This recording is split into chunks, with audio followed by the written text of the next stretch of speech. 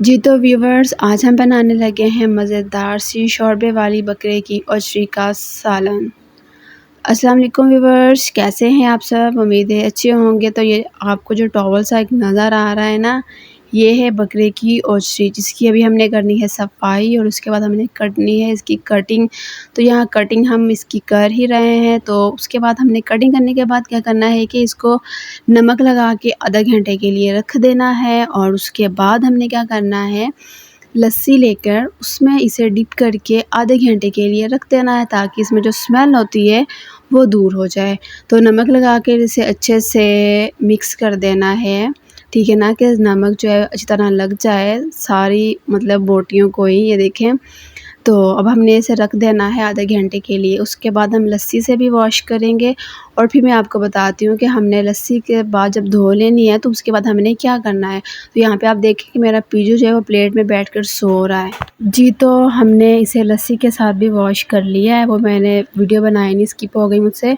तो ये देखें, अब हमने इसे क्या करना है कि गर्म पानी में इसे एक बॉयल दिलवाना है, ताकि जिसकी जो मैल शैल से होती है ना, तो वो रिमूव हो जाए। उसके बाद हम इसे पकाना जो है वो स्टार्ट करेंगे। इस तरीके से ये होता है कि इसकी स्मेल बिल्कुल दूर हो जाती है, और पकाने के दौरान भी और खाने के दौरान भी इसकी ज़रा भी स्मेल नहीं आती।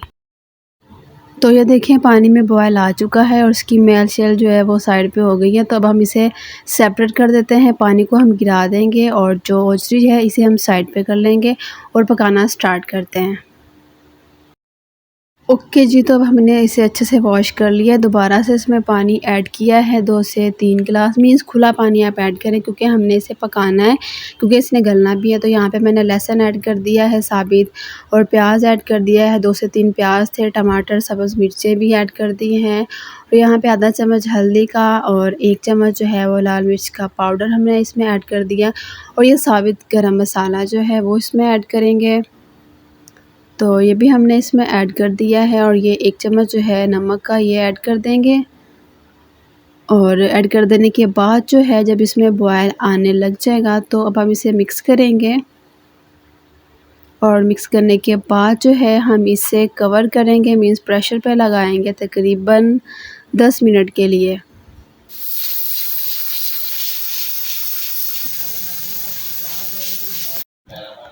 ओके जी, तो 10 मिनट हो चुके हैं। तो यहाँ पे अब हम चेक कर लेते हैं।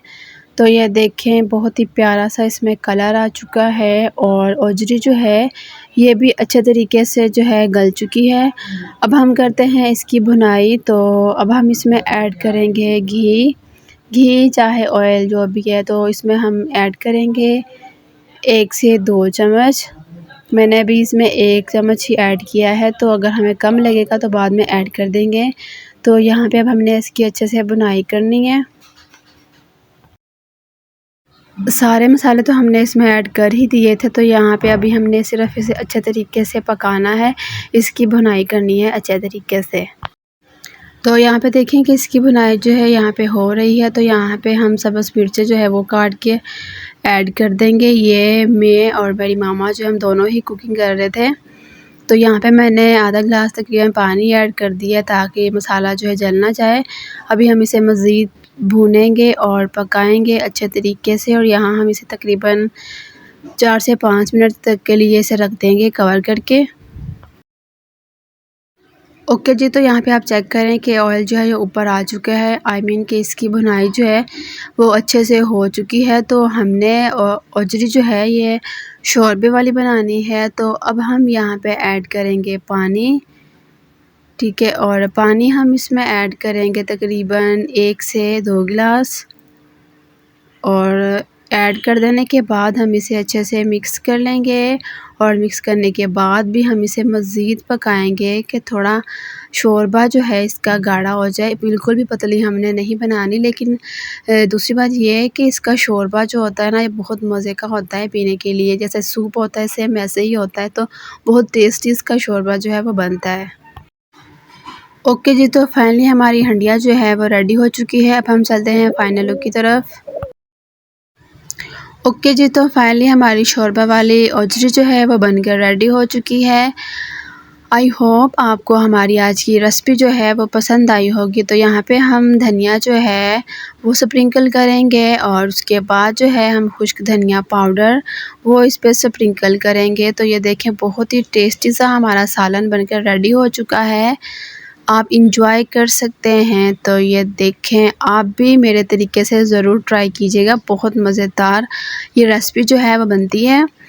तो मुझे दीजिए इजाज़त, मिलते हैं नेक्स्ट वीडियो में नेक्स्ट रेसिपी के साथ। अपना बहुत सारा ख्याल रखिएगा। Thank you so much and अल्लाह हाफिज़।